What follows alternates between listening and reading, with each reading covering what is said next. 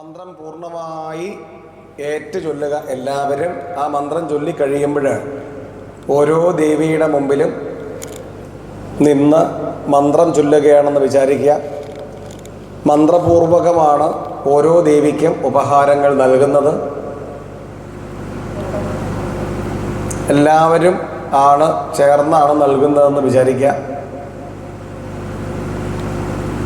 ശരി, ഒന്നാമത്തെ ദേവിക്കുള്ള ഉപഹാരം മന്ത്രം പൂർണ്ണമായി എല്ലാവരും ചൊല്ലിക്കഴിയും, എന്നിട്ടാണ് സമർപ്പിക്കേണ്ടത്. കയ്യിലെടുക്കൂ. കുമാരസ്യ ച തത്വാനി യാ സൃജത്യാഭിലീലയാ കാദീനപി ച ദേവാംസ്താൻ കുമാരീം പൂജയാമ്യഹം. നൽകാം. നമ്മളെല്ലാവരും ചേർന്നാണ് നൽകുന്നതെന്ന് വിചാരിക്കും. പ്രാർത്ഥനയോടുകൂടി ഇരിക്കും. കുമാരി എന്ന ദേവി നമ്മളെല്ലാവരെയും അനുഗ്രഹിക്കട്ടെ. അടുത്തത് ത്രിമൂർത്തി എന്ന ദേവിക്കുള്ള ഉപഹാരമാണ്. എടുക്കാം. സത്വാദിഭി ത്രിമൂർത്തി യാ തൈർഹി നാനാസ്വരൂപിണി ത്രികാലവ്യാപിനി ശക്തി ത്രിമൂർത്തിം പൂജയാമ്യഹം. നൽകാം. എല്ലാവരും ഒന്നിച്ചു ചേർന്നാണ് നൽകുന്നതെന്ന് വിചാരിക്കും. ത്രിമൂർത്തി എന്ന ദേവി നമ്മളേവരെയും അനുഗ്രഹിക്കട്ടെ എന്ന് സങ്കല്പിക്കാം.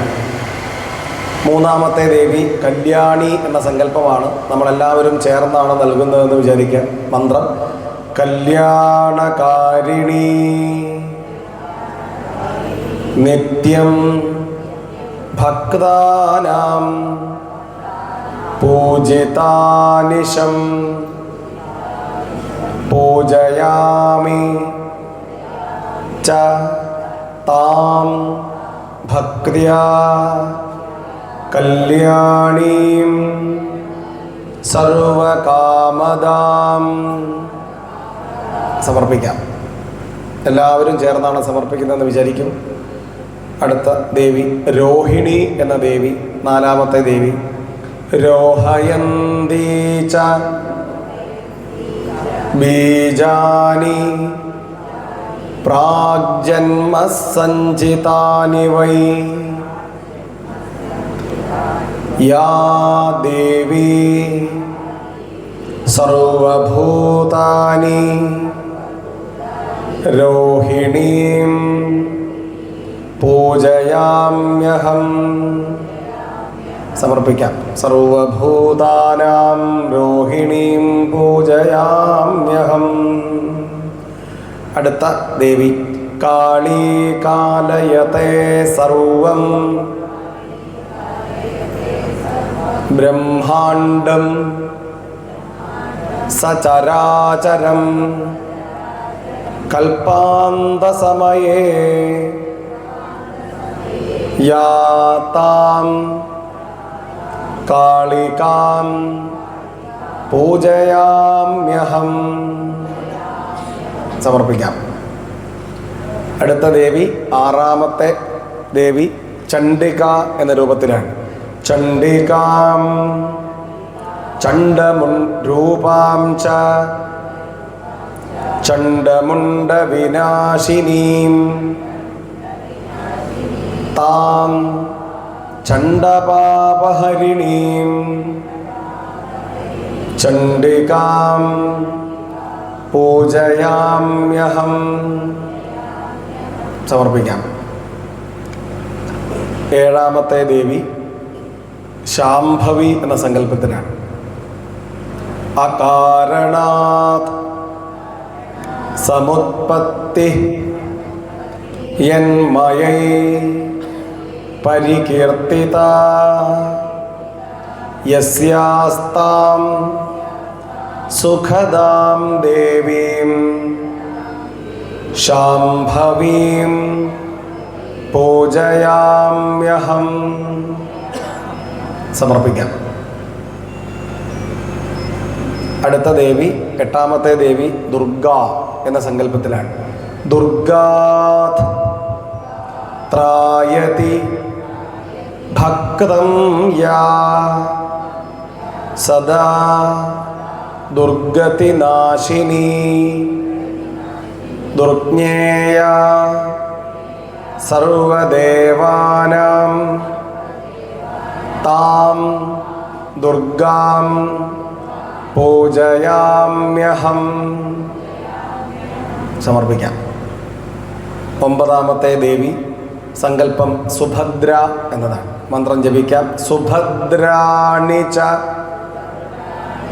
ഭക്താനാം കുരുതേ പൂജിതാ സദാ അഭദ്രനാശിനീം ദേവീം സുഭദ്രാം പൂജയാമ്യഹം. സമർപ്പിക്കാം. ഇനി എല്ലാവരും, ഈ നിൽക്കുന്ന എല്ലാവരും ആചാര്യൻ്റെ പൂജ ചെയ്ത ആളുടെ തൊട്ടുപുറകെ പ്രദക്ഷിണമായിട്ട് നടക്കാം. നടന്നോളൂ. പ്രദക്ഷിണം വയ്ക്കുമ്പോൾ നാമം ജപിച്ചുകൊണ്ട് പ്രദക്ഷിണം വയ്ക്കാം. അമ്മേ നാരായണ, ദേവി നാരായണ,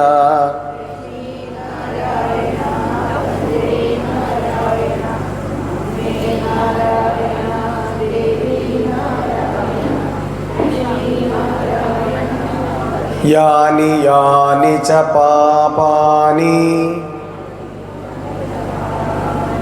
ജന്മാന്തരകൃതാനി ച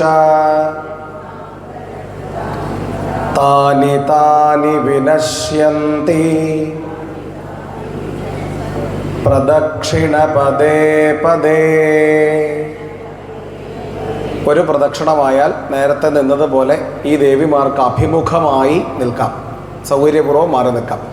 ഈ മന്ത്രം ജപിച്ചുകൊണ്ടിരിക്കൂ. പ്രദക്ഷിണം വയ്ക്കുന്ന ഓരോ അടിയിലും ചെയ്ത പാപങ്ങളെല്ലാം തീരുന്നു എന്ന സങ്കല്പമാണ്. തീരട്ടെ എന്ന് സങ്കല്പിച്ചുകൊണ്ട് നാമജപത്തോടെ പ്രദക്ഷിണം വയ്ക്കാം. യാനി യാനി ച പാപാനി ജന്മാന്തരകൃതാനി ച താനി താനി വിനശ്യന്തി പ്രദക്ഷിണ പദേ പദേ.